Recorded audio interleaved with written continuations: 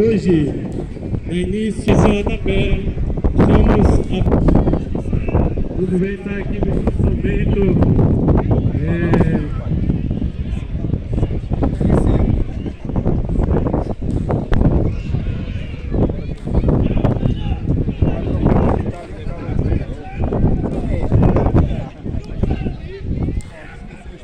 Hoje daremos início à Copa Sertão, onde dia 24 estão aqui em Olivença, será aberto na sede de Olivença.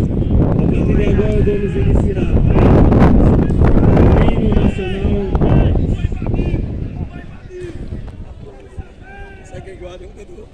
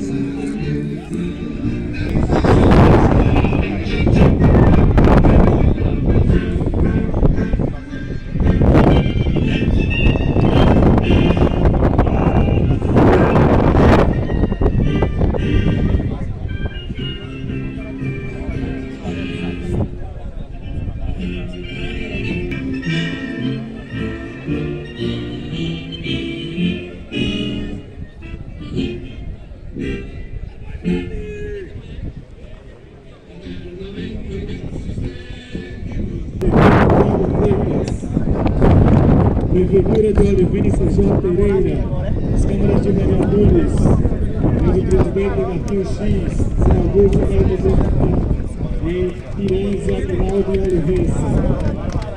E demais vereadores também tem por Esporte, tem Grandásticos, o vereador Elcio, o vereador Sertão, vereador Flávio Vieira, Zé Antônio, Luciano Maia, Evandro Gordinho.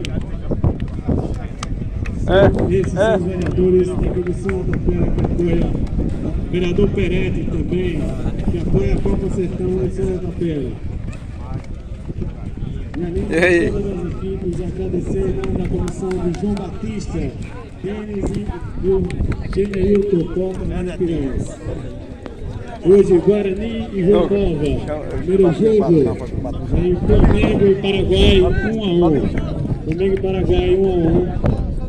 Abrindo aí a sede de São Tapera. No grupo A. No grupo B está aí. São